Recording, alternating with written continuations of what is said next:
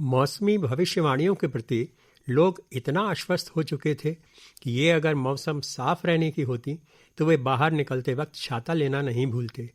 भला हो इंटरनेट का, अब इसकी बदौलत ये मौसमी शगुफे कभी कभार सच भी हो जाते हैं। एक बार मौसम के तेवर अचानक बदले और असमय ही हाड़ कपाने वाली सर्दी ने धावा बोल दिया।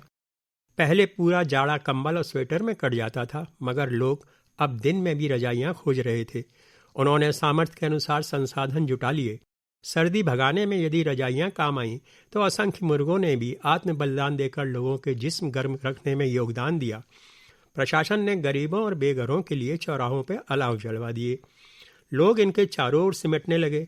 जहां पर ईंधन नहीं पहुंचा वहां चूना डालकर चिन्हित कर दिया गया कि लकड़ी का ठेका फाइनल होने पर इसी जगह लपटें उठेंगी। इन प्रतीक्षारत ठंडे अलावों की संख्या गर्म अलावों से कहीं ज्यादा थी, मगर कागजों में ये भी लपटदार दर्ज थे। कुछ अखबार निजाम की दरियादिली के पुल बांध रहे थे।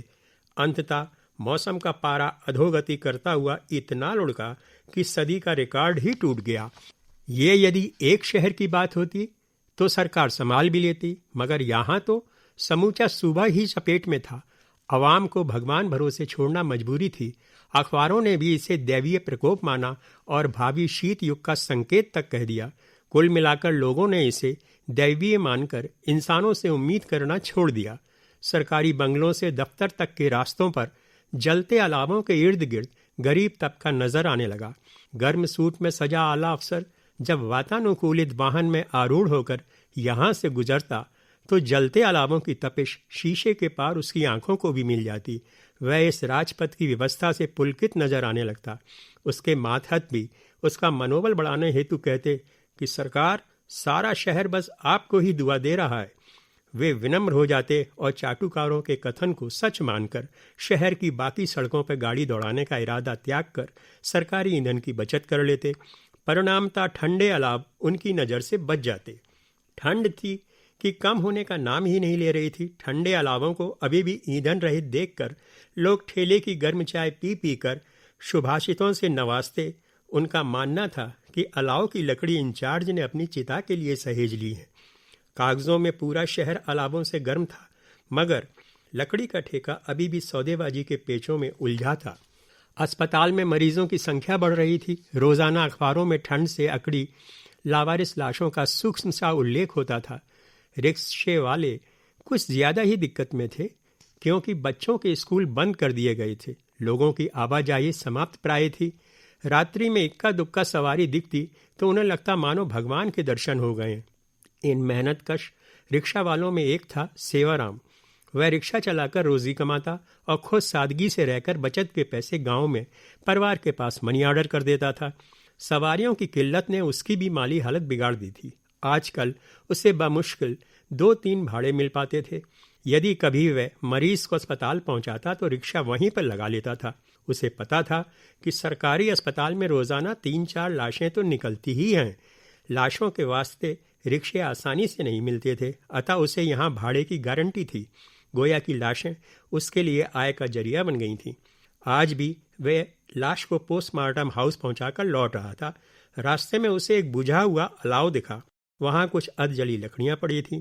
उसने रात की ठंड के मद्देनजर चूल्हा भर लकड़ियां उठाकर रिक्शे के पावदान पर रख ली। अब वह घर की ओर दनादन पैडल मारने लगा। शहर के ठंडे पड़े अलावों ने कुछ उत्साही युवकों के खून में गर्मी ला दी थी। उन्होंने आला अफसर के दफ्तर पर जाकर हंगामा किया कि लकड़ी खरीद में भारी धांधली हुई है। अफसर ने इस सुलगते प्रकरण की जांच अपने मातहत को सौंपकर युवा शक्ति से अपना पीछा छुड़ाया। जांच अधिकारी ने जांच में सर्वप्रथम स्टोर मुंशी के उस रजिस्टर को जांचा जिसमें क्रय की गई सामग्री की आमद और वितरण का ब्यौरा दर्ज था। इस दौरान मुंशी ने उन्हें बताया कि लकड़ी का ठेका अभी तक फाइनल ना होने के कारण नज़दीकी टाल से लोकल परचेस की जा रही है। जंगलात डिपो दूर होने के कारण लदान ढुड़ान का खर्चा बढ़ जाता है। वह इस बात को साफ छुपा गया कि नज़दीकी टाल वाला उसका भी नज़दीकी है। अंत में वह बेशर्मी से बोला कि हुजूर, लकड़ी तो इतनी आई है कि एक शहर और गर्म हो जाए, मगर क्या करें, यहाँ तो लोग लकड़ियाँ चुराकर घर ले जाते हैं और बाद में सीना जोरी भी करते हैं। जांच अधिकारी को उसकी आखिरी बात खल गई। उन्होंने गुस्से से पूछा कि क्या उसके पास इसका कोई सबूत है। वह भी बेधड़क बोला कि हुजूर, हाथ कंगन को तो आरसी क्या, आप कहें तो आज ही दिखा दूं। मुंशी ने तो लफाजी बात में वजन लाने के लिए की थी, मगर यही उसके गले पड़ गई। जांच अधिकारी तुरंत तैयार हो गए और बोले कि आज शाम को खुफिया चेकिंग की जाएगी, अतः वे तैयार रहे। मुंशी की जान सांसत में आ गई, क्योंकि इस वक्त तो वह अपने जिस्म को सोमरस की ऊर्जा प्रदान करता था, मगर अब वह बात से मुकर भी नहीं सकता था।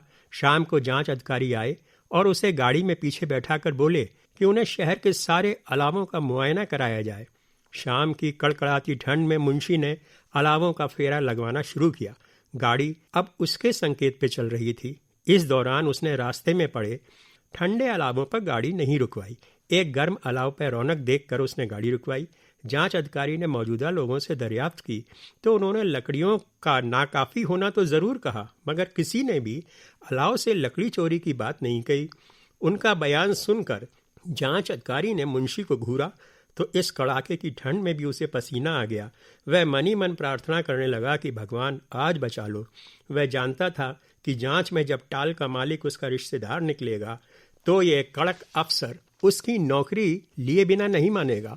मुंशी ने शायद आज सच्चे मन से प्रार्थना की थी, क्योंकि सामने से बदनसीब सेवाराम पैडल मारता हुआ चला आ रहा था।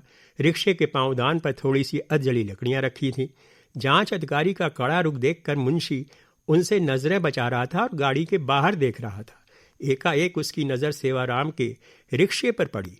रिक्शे के पांवदान पर उसे काले मुंह वाली लकड़ियां भी नजर आईं। उसमें तो मानो प्राण पड़ गए। वह चिल्लाया कि हुजूर, गाड़ी रोकिए, वो देखिए रिक्शे से सरकारी माल की चोरी हो रही है। उसने आवाज देकर रिक्शा रुकवाया। जांच अधिकारी ने मुआयना किया तो बरामद माल अलाव का होना पाया गया। हालांकि सेवाराम ने शुरू में ही बता दिया था कि उसने ये लकड़ियां पोस्टमार्टम हाउस के पास वाले अलाव से उठाई थीं। उसने कहा कि आजकल धंधा मंदा है, रात में बहुत ठंड पड़ती है, इसलिए इन्हें उठा लिया था। जांच अधिकारी को उस पर दया आ गई। वे मुंशी से बोले कि तुम इन अधजली लकड़ियों को माल कहते हो? अरे इसने 2-4 ही तो उठाई हैं, कोई रिक्शा थोड़े ना भर लिया है। मुंशी उनसे अड़ गया कि हुजूर, चोरी चाहे 1 की हो या 1000 की होती तो चोरी ही है, इसकी तो रपट लिखवाई जाएगी। सड़क पर सरकारी गाड़ी को रुका देख गश्ती सिपाही भी आ गया। मुंशी ने जिद करके सेवाराम को उसके हवाले कर दिया। अब मुंशी जांच अधिकारी से नजरें नहीं चुरा रहा था, वह सेवाराम को मुंह भर कोस भी रहा था कि ऐसे लोगों के कारण ही अलाव ठंडे रह जाते हैं। सेवाराम की माल समेत गिरफ्तारी मुंशी के गुनाह ढकने में काम आई। मुंशी अपनी पीठ थपथपा रहा था, मगर सेवाराम रो रहा था। उसका चूल्हा ठंडा ही रह गया था, उसका कोई पैरोकार भी ना था, अतः वह जेल पहुंच गया। गरीबी इंसान को कई तरह से मारती है। अब सेवाराम ने भी सोच लिया था कि जेल से छूटने के बाद वह रिक्शा बेच देगा और लकड़ी की टाल खोलेगा, क्योंकि इन्हीं लकड़ियों की खातिर ही तो उसकी जिंदगी जल गई थी। मुंशी जांच में बेदाग छूटकर अब अगली शीत लहर की प्रतीक्षा कर रहा था।